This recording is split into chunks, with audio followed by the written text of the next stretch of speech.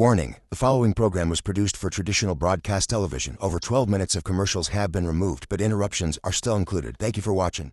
Bitcoin in the Midwest is one of the most underrated stories of all time. And I don't think, many people have thought about it because many of the conferences have been in the coastal region. I think the main story here is bringing Bitcoin to the Midwest to help revitalize the Rust Belt. But B, we are making it more affordable than ever to go to a Bitcoin conference that is at scale and high quality.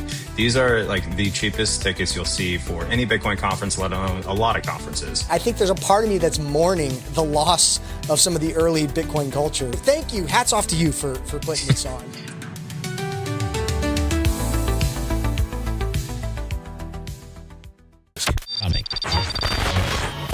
Government officials we will continue to inform as this story unfolds.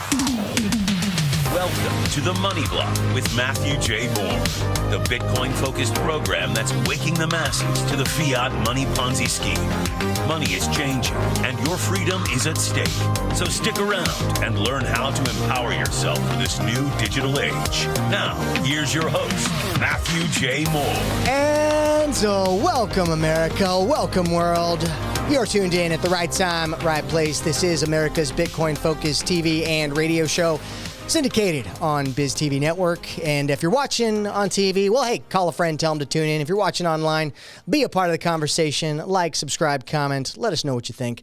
Today, we're talking about something I'm excited about, which is an event that's coming up. But in general, Bitcoin conferences are always exciting. It's time for all of us who are in the corners of the internet to come together and enjoy each other's presence. But today, to talk a little bit about this Bitcoin invasion, the culture is invading the Midwest, it seems, is a gentleman by the name of Andrew Tilmann. He's the CEO and co-founder of the Midwest Bitcoin Summit. And Andrew, I know we only have a short amount of time in this segment here, but let's kind of tease the topic here.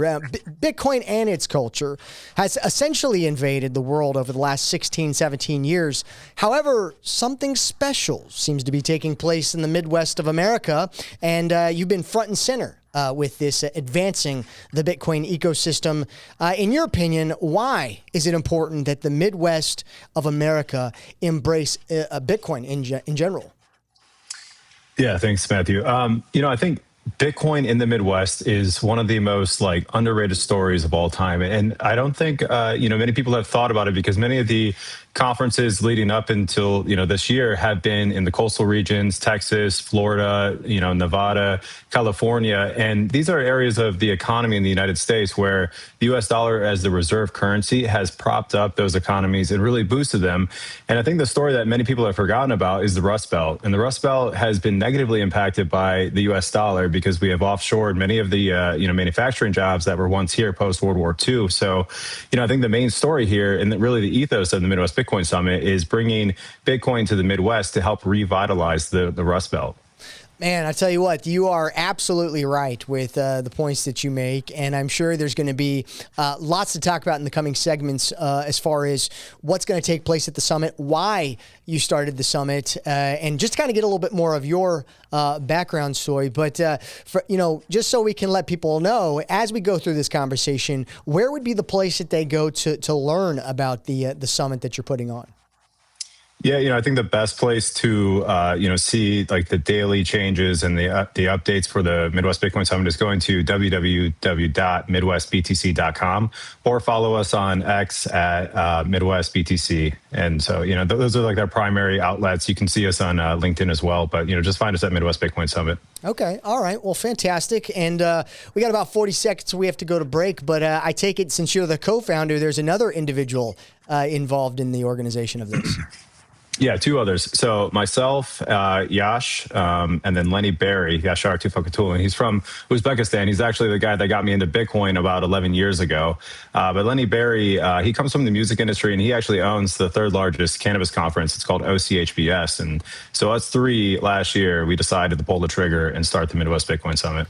Oh, man. Oh, well, hopefully we can get into a little bit of their story as well. But guys, we got to go to break, so I want you to stay put, stay tuned. We got more to cover with Andrew and this Midwest Bitcoin Summit that's coming up. Promise you, if you haven't been to a Bitcoin conference, you need to check it out, especially this one. We'll be right back after this break.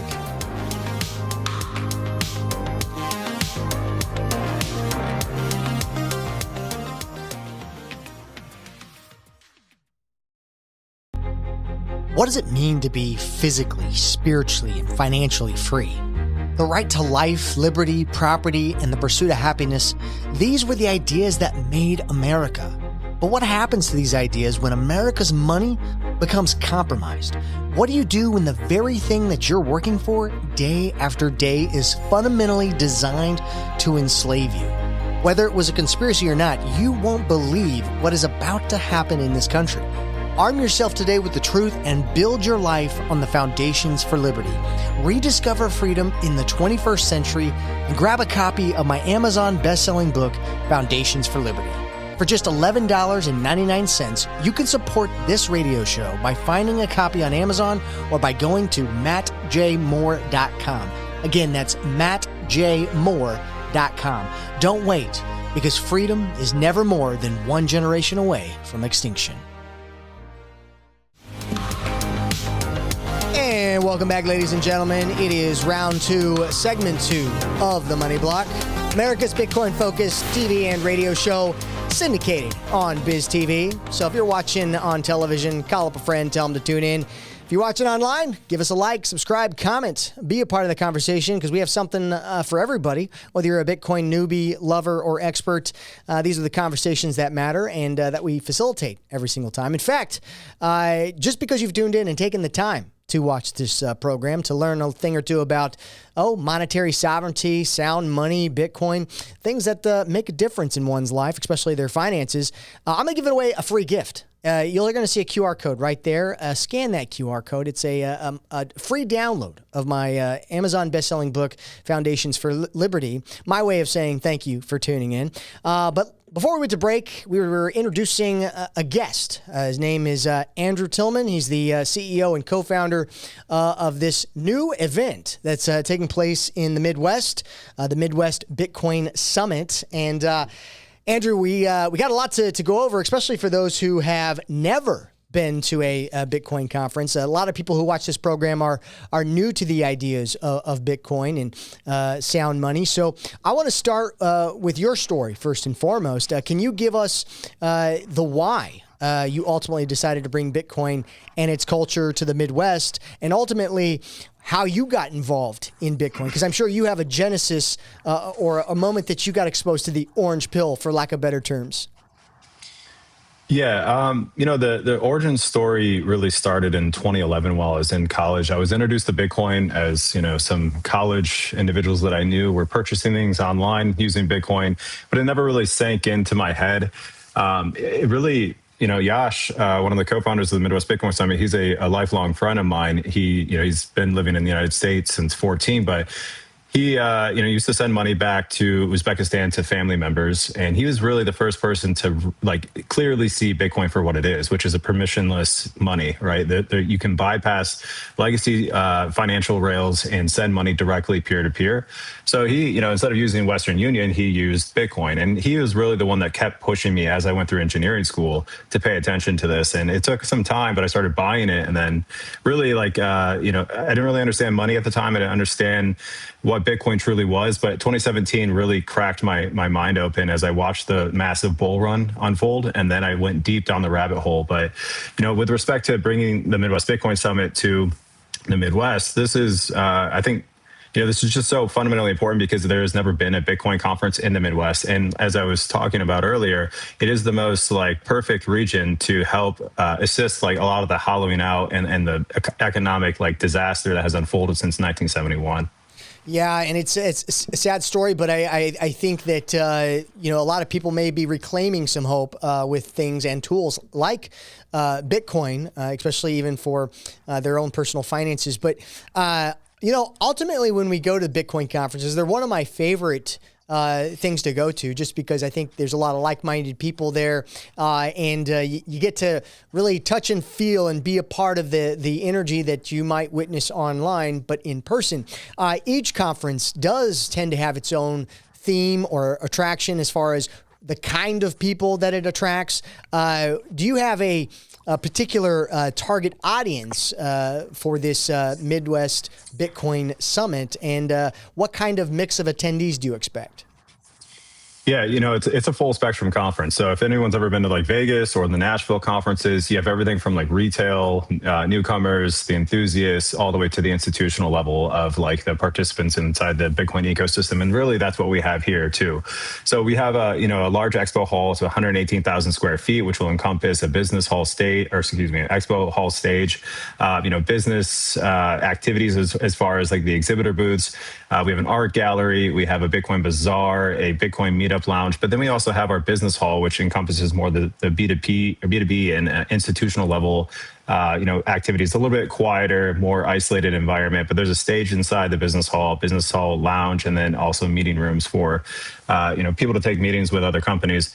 And we have a VIP area as well, which has a VIP lounge, VIP sessions area for more small fireside chat or keynotes. And then a curtailed breakfast and lunch catering section. And then we have a large main stage. So really, we're servicing all ends of the Bitcoin ecosystem. So, we don't really have a target audience. We're serving everyone's interest, really. And the idea is here to push the envelope on adoption, education, and advocacy and growing the circular economy. And I want to bring this up because, every region of the United States does have its own cultural flavor. And, should we expect any Midwest elements that make this conference feel different from others? Yeah, nothing that's like stereotypical where we have cornfields and like, I don't know. It's not going to be a corn maze or anything? No. But I think what you'll see is just like the conference ethos and the individuals participating, a large demographic of them are from the Midwest. And the Midwest has a unique culture in itself. Like we are very, salt of the earth, nice people, hardworking, just kind of like straight to the point. And that's what this is. It's like, there's not a lot of fluff. There's not a lot of sparkle. We have a lot of great things as far as after parties that will be very fun, but like, we're not here to like showcase anything but the proof of work. And it's very focused on the value for the attendees and the value for the exhibitors and sponsors. Like this is truly a value conference. And what decided, or what was the deciding factor for settling in Columbus in the Midwest? Yeah, multiple different things. Geographically, it's positioned well because it touches, the East Coast and a lot of the coastal southern states. But it's also one of the fastest growing cities in America, and definitely the fastest growing city in the Midwest. Ohio specifically is very pro-energy, pro-innovation, pro-Bitcoin. And it's just the most favorable city to do this in. And as well as like the Greater Columbus Convention Center is, in my opinion, probably the best conference center to do a conference like this in. It's the same location that the Arnold Classic is hosted in every single year. Outside of that, you have Chicago and you have the McCormick Place, which is a nightmare to try to navigate. So just the logistics of it, the accessibility, the cost, it's going to be the lowest cost area for most attendees to travel to. All around, it's just like the best place to do this and kick it off. And, you've been in Bitcoin for the same amount of time as I have, it seems. I was first exposed in 2011, didn't really get deep into it until early 2017. And, what I have witnessed is I've seen a evolution of the Bitcoin culture. Obviously, it's inevitable with the increase of adoption and some of the things that we see happen in Wall Street and whatnot. These were going to happen, but conferences typically hold a special place in the Bitcoin culture. How have you seen the Bitcoin culture change throughout the years, and have the conferences essentially changed with it? Is there anything that you're looking to preserve from previous years or something that you're embracing currently? Yeah, there's a lot of things that we are either bringing back or correcting for. So I think there's a lot of the culture of the art side, like the actual societal culture of Bitcoin that has maybe been lost in the institutional level of adoption, and the focus on, lending and ETFs and the treasury companies, like all great things, all things that will happen. And like every aspect of the financial market will be integrating Bitcoin at some level eventually. And so like, there's nothing negative about that. But, we really want to focus on what makes people connect and like building the relationship. So art is one of them, and not just the JPEGs, not just the, frogs that you can, screenshot and have your own copy, like true art, and I think collectibles are like an interesting way to connect people and facilitate that. But the other thing, the more, I think pressing important element of a conference for me is the accessibility. And so again, the Midwest has never had a Bitcoin conference. And so we are bringing it to a lot of individuals that otherwise maybe did not have the ability to make it to other conferences. But B, we are making it more affordable than ever to go to a Bitcoin conference that is at scale and high quality. Our ticket pricing starts at $50 for an Expo pass and $100 for a GA pass, $400 for a business pass, and $1,500 for VIP guests, right? These are like the cheapest tickets you'll see for any Bitcoin conference, let alone a lot of conferences. We just think that if we want to grow this ecosystem, we want to spread and educate and like onboard more people into the Bitcoin space. You're not going to get anybody that's going to pay $500 that doesn't really understand Bitcoin and is curious. But you may get somebody that is willing to pay $50, or if they're a student, they get in free, or veterans get in free. So that's really what we're focused on improving. I like it because as much as I love going to places like Miami or Miami Beach, I remember even just buying food. It was like an extra 20% gratuity added to the ticket, and I didn't even notice it. Yeah. And I was tipping more. So I know even like the lodging and the food was probably way more affordable for people as well. So, but give people let people know where they can learn more about the event, buy tickets, if you want to share that website. Yeah, go to our official website at www.midwestbtc.com. That's the best place to see all the speakers, the keynotes, the entire programming. If you have room blocks for the hotels that are partnered with us. So, I mean, that's the best location to find all of the information. And the date of this event is September, correct? Yeah, September 23rd and 24th. Okay. All right. Well, we're getting ready to go to break. We got about 20 seconds. I want to thank you guys for tuning in and learning about this. We got a lot more to cover with Andrew. But, if you're thinking about going to a Bitcoin conference, consider going to this one. Let this be, if this is your first time being exposed to a Bitcoin conference, I'm sure you will not be disappointed. And like we said, it's definitely going to be more affordable than some of these other places that you end up traveling to. It's going to be a great time, and hope to see you guys there. We'll be right back after this break.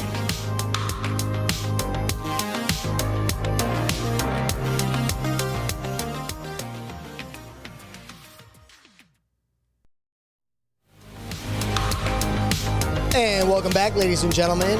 We are back in action with The Money Block, America's Bitcoin-focused TV and radio show. I want to welcome all you Bitcoin newbies, lovers, and experts. We're syndicated coast to coast on BizTV. I want to thank you for taking the time to watch the program today, learn something about sound money, what it means for your personal freedom, and how Bitcoin fits into that picture. Because one thing that Bitcoin has done is ignite an entire generation to have a conversation about what is money and what it means for our freedom. So today we're going to be talking a little bit more about this Bitcoin culture that has been prevalent and how conferences have been a part of the spread of the Bitcoin culture. It seems that the Bitcoin culture is now, I will say it has been, but now we're bringing a spotlight to what's happening into the Midwest with our guest today. But before I bring him back on, I just want to say thank you. And because I'm so thankful for you tuning in and listening, you're going to see a QR code. And you want to scan that QR code because it's a free gift. An Amazon bestseller called Foundations for Liberty.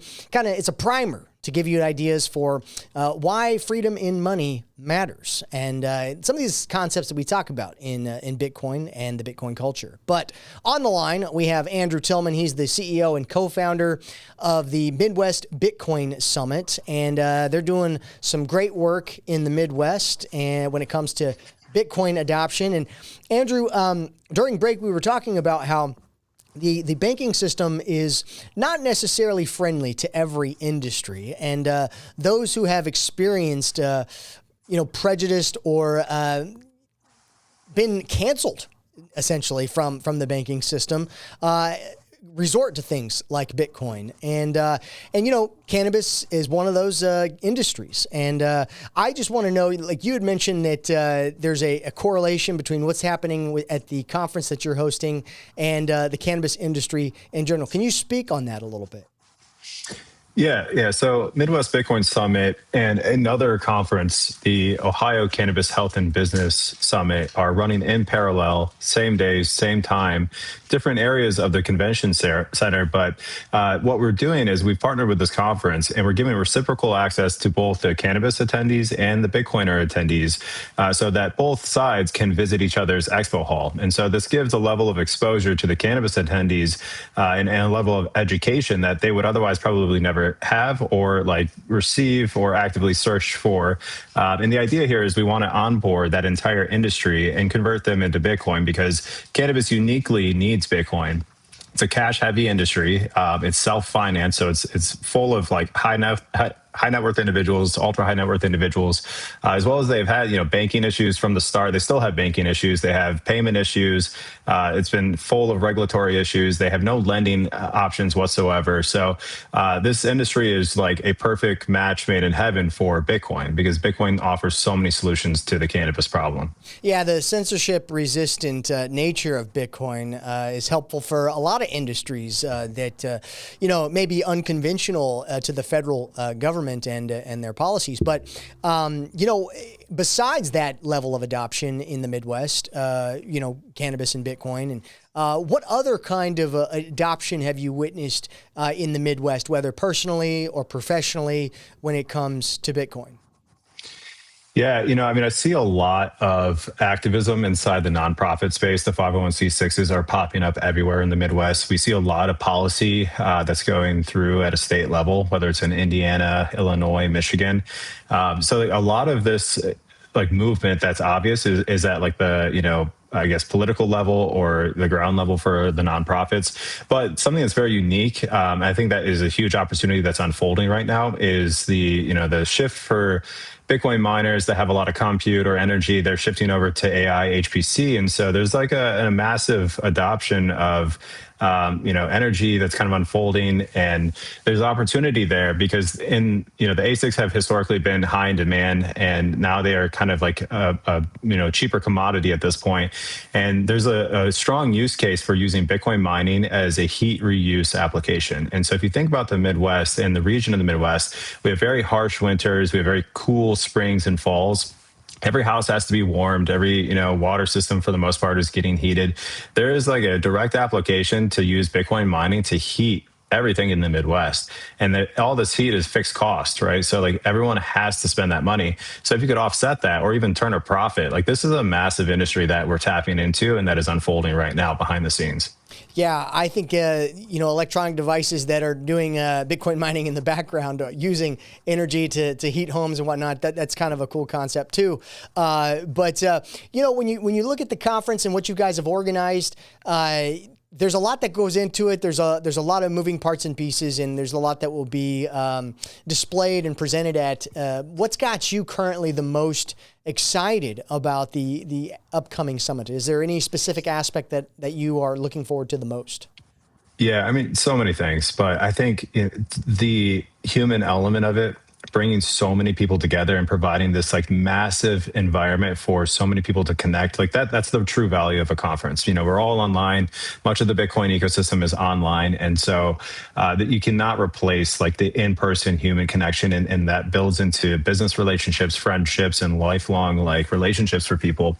But really, I think the like more, I guess, impressive or exciting thing is our speaker lineup. We have over 115 speakers that are already confirmed on, that was speaking on 4 of our stages. We'll have around like 150, 160 speakers by the time we have the conference. This is like one of the largest programmings outside of the main conference that any Bitcoin conference has ever done. And so this is our first one. And so I'm really just excited to see the level of turnout and support that we have from a lot of the, main players, the heavy hitters, as well as all of the, OG Bitcoiners that want to come out and support this. So that has me extremely excited. We also have probably one of the largest after parties that's being thrown. It's at the Columbus Science and Industry Museum. It's called COSI. We're calling this Catalyst, but this is also a mutually shared space for the cannabis folks. So we rented out the entire science museum. It's about 1.5 million square feet. And we have the outside back Riverwalk also booked out.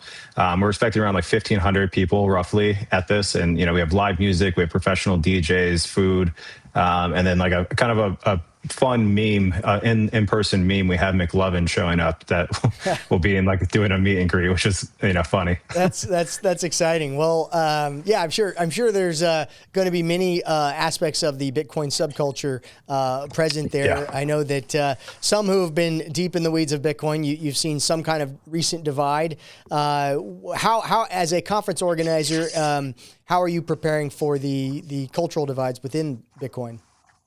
Yeah, I think it's a lot like kind of the analogy of people act insane online, but they also act insane when they're inside their like car in traffic. Yeah. Like there's this level of disconnect of the danger of acting like a complete degenerate. And Yeah. so when you get people in person, people behave better, right? You show more respect because like it's just like I don't know, culturally unacceptable to do that. And so I think the social divide that we see, whether it's core versus not, BIP 110, whatever it may be. I think it's one of the most healing things you can do is bring people together in person and have those conversations live, where people are face to face. But we don't have a tolerance for, this kind of immature way of communicating about these ideas. We are very truth focused.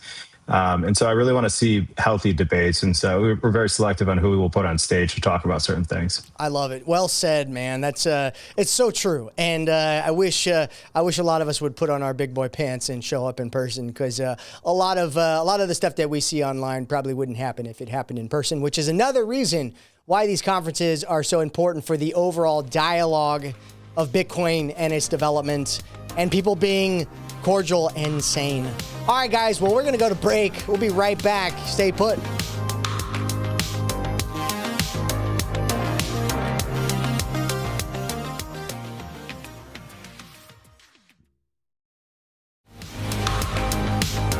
And welcome back, ladies and gentlemen. It is segment 4, round 4 of the Money Block, America's Bitcoin-focused TV and radio show. I want to welcome all you Bitcoin newbies, lovers, and experts. And if you're watching on BizTV, because we are syndicated coast to coast, I would like to let you know, hey, call up a friend. If they've heard about Bitcoin, this is the show to listen to, because there's an event that's taking place in the Midwest that might be beneficial for those who are new to Bitcoin. And if you are watching, I want to say thank you, because you can spend your time doing a lot of different things, but here you're learning about sound money, you're learning about Bitcoin, and to say thank you, this is a free gift. It's a QR code. Scan that QR code, download a free copy of my Amazon best-selling book, Foundations for Liberty. It'll give you an idea of the ideas that make Bitcoin possible, that are prevalent in the Bitcoin culture. Sound money is important. It's part of that.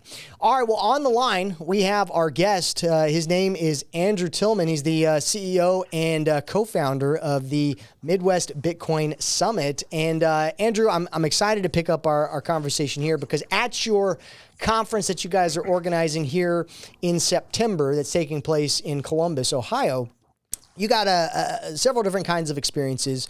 You briefly mentioned about the after parties, the VIP experience, but Bitcoin conferences and summits are notorious for these kind of things. So share with the viewers what that VIP experience is and what they can expect again at the after parties. Yeah, so I mean, for the VIP experience specifically, we have a curtailed environment inside the convention center. It's in the Battelle Grand Ballroom, which is a very premium environment.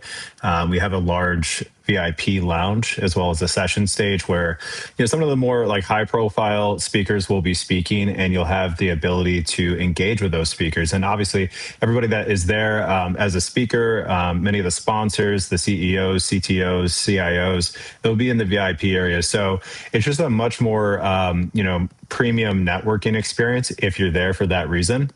We also have catered breakfast and lunch inside the VIP lounge.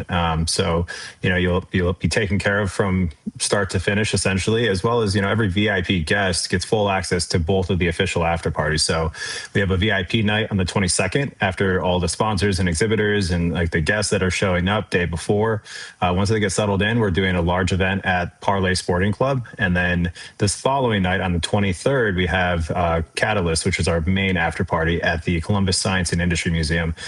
So this is just a massive event that, everybody will be there, but especially the VIP guests, there's like VIP sections of this environment that they'll have access to.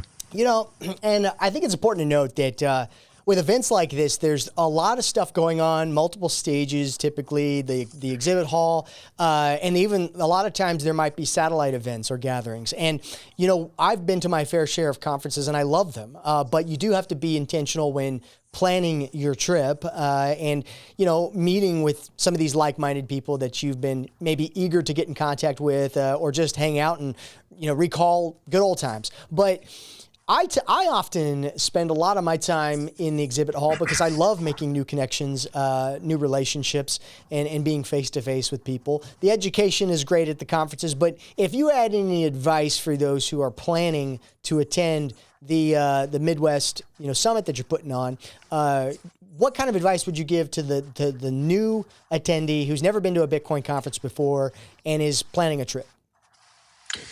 Yeah, I mean, just from my own experience with other conferences, I think the expo hall is going to provide everything that you want. Like if it's a first time at a conference, you're going to engage with so many people, so many different companies, and the people behind those companies that you know and love and that you've heard on podcasts, et cetera. And our expo hall is uniquely tailored that you also have like the educational aspect where we have our second largest stage in the expo hall. We also have the art gallery inside the expo hall. So like if it's a first time experience, you're trying to like soak everything up. I mean, you really don't need to go beyond the expo hall. And unless you're like coming for strictly business purposes, then, you might want to upgrade to a business pass. And then if you want like the VIP treatment, then the VIP pass fits you a little bit more nicely. But for the first timers, man, you can get everything in the expo hall. And it's for $50 for 2 days. So $25 a day. I don't know.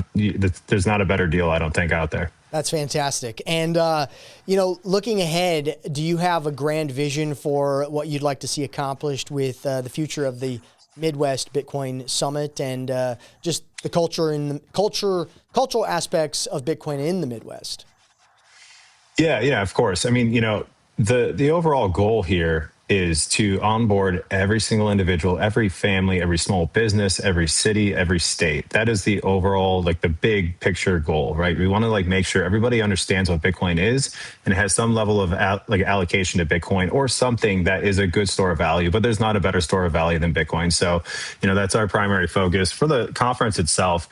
We really don't want to grow beyond like a 10,000 attendee conference. I think we will, but like it's very difficult to have a premium experience as an attendee when the conference exceeds around like 10,000. Maybe it's not 10,000, but it's somewhere around there. Because I've been to other conferences that had 35,000 attendees, and it was just a whiplash of an experience. I don't even remember who I talked to, but I've gone to a 10,000 person Bitcoin conference, much better experience, and so I think that's kind of the happy threshold that we want to maintain. Yeah, I agree with that. You definitely squeeze more juice out of an event around that 10,000 and under threshold. And I've had very much the same experience where you're so overwhelmed and some of to them, I mean, obviously it's successful because there's a lot of people showing up, but sometimes on the main days of the conference, I feel like a can of sardines, trying to walk through the hall. So it's not quite enjoyable. So I'm excited about this because it sounds like it's going to be like it sounds like it's going to be like the conferences how they used to be, which is what I loved to recapture. I think there's a part of me that's mourning the loss of some of the early Bitcoin culture. So thank you. Hats off to you for putting this on. Appreciate it. Thank all right. you. Well, hey, let's dive into this. You got something else that you're involved with, and it's a Bitcoin Scholarship Foundation. So, nonprofit. Any part of this nonprofit or scholarship activity taking part in the summit? Talk to us about that. Yeah, the Bitcoin Scholarship Foundation is very new, just like the Midwest Bitcoin Summit, but both of those have like missions that run in parallel. And so the origin story of the Bitcoin Scholarship Foundation is rooted in like the same origin story of the Midwest Bitcoin Summit. It's like observing these Rust Belt cities, observing the communities that have lived there generation after generation of these jobs, like incrementally leaving, and then watching like this fallout of the economy and the poverty and the gangs and the violence, et cetera. And I spent a lot of time in the YMCA when I lived in Ohio with my wife. And, the origin story is really me just thinking about how do you bring these kids out of this cycle, and how do you bring the Midwest out of this cycle? And the overlap here is every year, the Midwest Bitcoin Summit is going to donate 10% of the profits to the Bitcoin Scholarship Foundation. And what the Bitcoin Scholarship Foundation is doing is we're servicing children living in poverty in the United States, and we're providing two things. We're providing financial literacy education from ages 5 to 18, and each child in the program gets $500 in Bitcoin, time locked until the age of 25. And then at the age of 25, if they have completed the financial literacy program and do not have a felony offense on their record, they get full access to the Bitcoin, and they can do whatever they want with it at that point. But really what it's about is giving them the education that's necessary to live your life as a responsible adult, and then giving them like a seed capital fund, essentially, that provides the opportunity to get out of their situations. Man, that's really cool. And has that been generally well received, the idea in itself? Universally, yeah. Wow. What's I guess you just witnessed in the Midwest that this was a need that needed to be addressed, and it's I'm not saying it's similar to these Trump Invest accounts that they're talking about doing at the federal level, but more programs like what you're doing, I think, are needed, and if more regions could do that would be fantastic. What do you see? I mean, obviously you've seen Bitcoin make a massive difference in people's lives, probably even yours specifically. But I think what you're doing will even encourage a greater level of adoption of Bitcoin because it's a firsthand experience of how Bitcoin changes somebody's life and personal finances. Yeah, I think we watch the middle class, we watch the upper middle class, we watch like where the money's at often, but like we kind of like forget about the poverty class. And for me, it's like, if you want your country to be as strong as possible, you have to like correct for the weakest link. And the weakest link is the poverty class. And if you don't like correct the next generation of the poverty class, it will continue to deepen, it will continue to worsen. And the fiat problem is literally shoving middle-class individuals into poverty and perpetually, enslaving the individuals into the poverty class. And there is no solution if you don't shift your time and energy out of fiat into something that holds value. So, I think what we're seeing right now is that the groups that we interact with in the south side of Chicago or the west side of Chicago, they're extremely eager and open and receiving of this message, even though they don't understand Bitcoin, because what it is, it's hope and it's like aid in the right direction. And so, yeah, we're going to completely orange pill the next generation of kids. And there's 10.3 million children in the United States living under the poverty line. Wow. All right. Well, one more time, where can people learn about the summit? Yeah, you can find more information on the summit at www.midwestbtc.com. All right. Well, guys, we're going to run to break, but we'll be right back to close out the show talking about Bitcoin culture invading the Midwest and what to expect at this upcoming summit. All right. Stay tuned. We'll be back.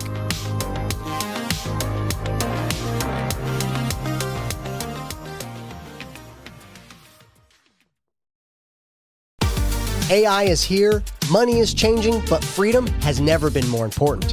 I'm Matthew J. Moore, the Money Block host on BizTV, Amazon bestseller, and Bitcoin policy advisor.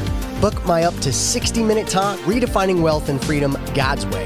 I'll teach your church, business, or civic group how to secure money, freedom, and faith in the digital age. This is urgent, so I'm slashing my fee from $1,000 to $500. Cover my travel, and I'm there. Scan the QR code now. Spots are filling fast. What does it mean to be physically, spiritually, and financially free? The right to life, liberty, property, and the pursuit of happiness, these were the ideas that made America. But what happens to these ideas when America's money becomes compromised?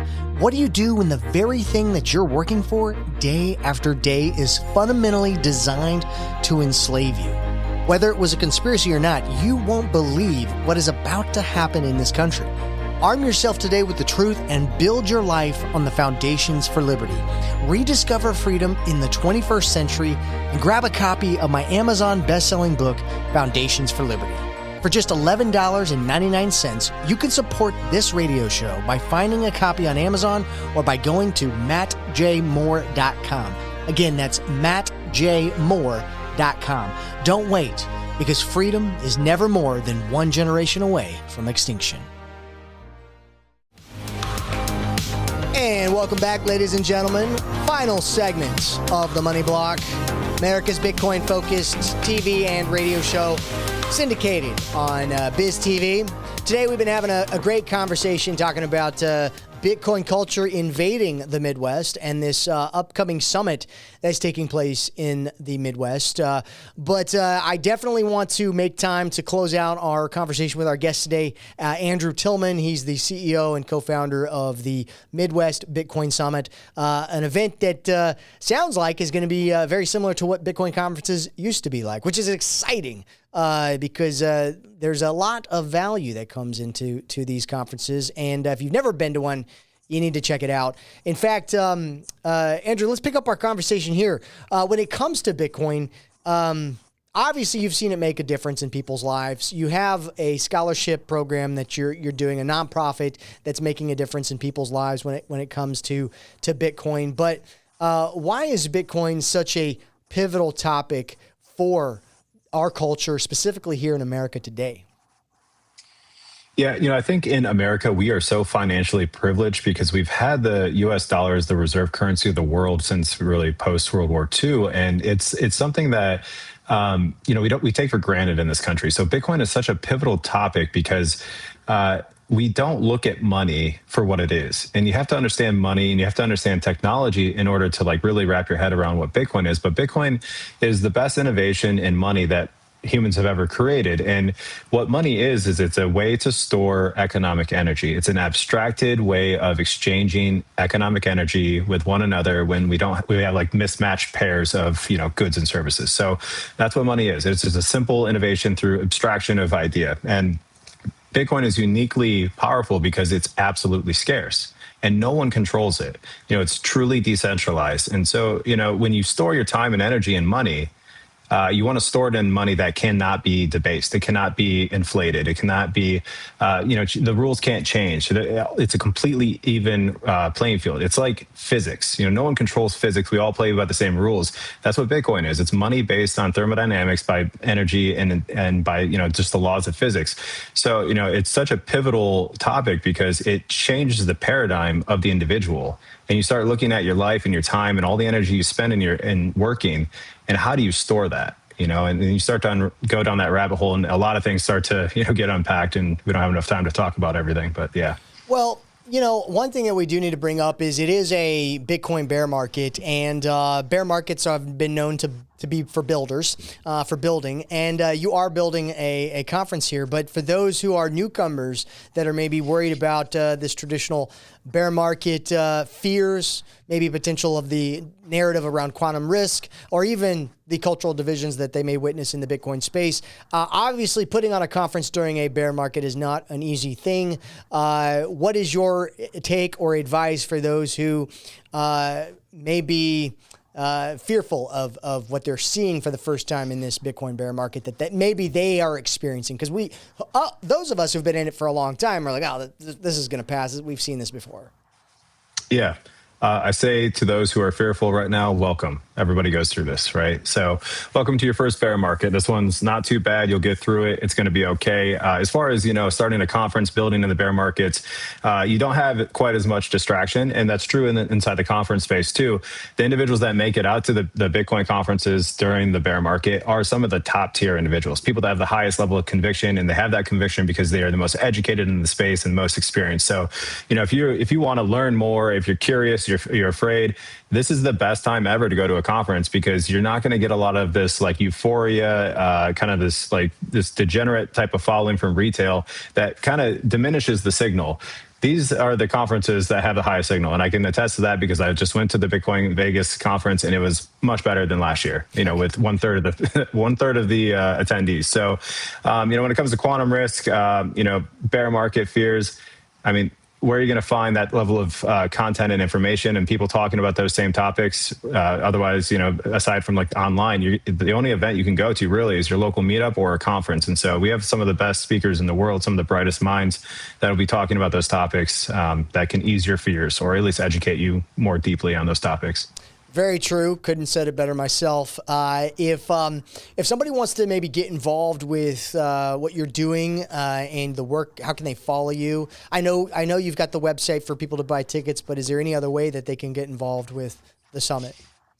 Yeah, of course. We're always looking for partners. We're looking for, participants, speakers, volunteers. So if you just go to the website at, MidwestBTC.com, if you go to contact, we have various different contact forms that you can fill out depending on what level of participation you're interested in. But, fill those out. They get sent to the team directly, and we'll review it and be in contact.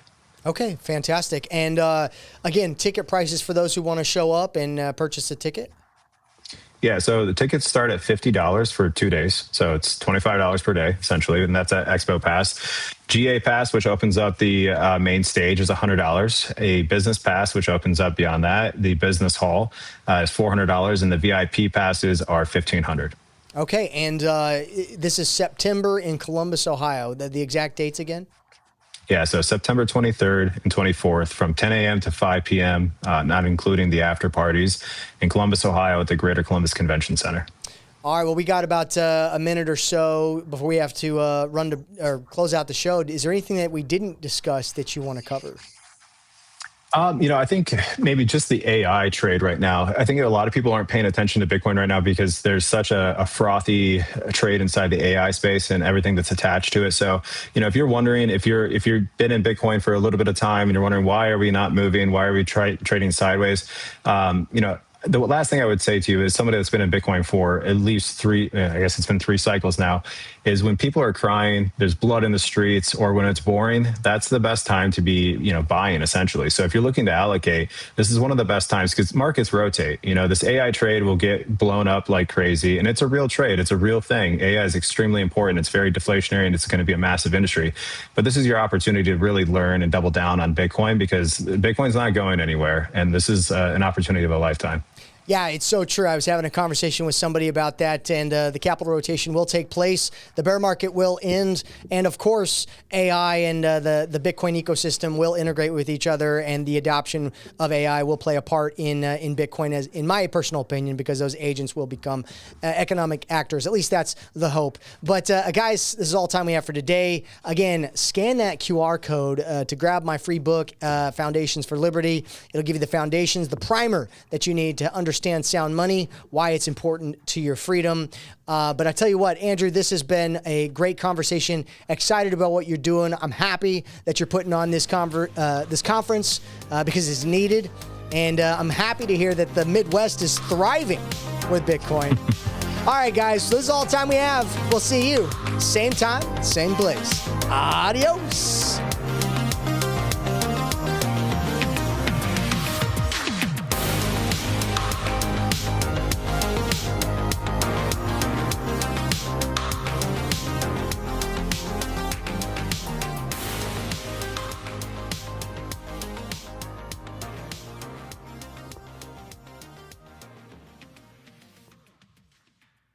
The opinions and suggestions expressed on this program are solely those of the participants and are not necessarily endorsed by program sponsors or any station, media company, or platform broadcasting this program. This program is a product of More Media, LLC. The information in this broadcast is not intended as investment, tax, or financial advice. Matthew Moore is not a licensed investment advisor and speaks solely from his experience and opinions. All information in this broadcast is for entertainment or educational purposes only. Matthew Moore, More Media, LLC, and the company or platform broadcasting this program is not responsible for the success or failure of any person's investment decisions or purchases. Matthew Moore, More Media, LLC, and the company or platform broadcasting this program makes no and expressly disclaims all representations, warranties, and guarantees with respect to this broadcast and its sponsors. Investing in any market is inherently risky and can be financially dangerous. Invest at your own risk.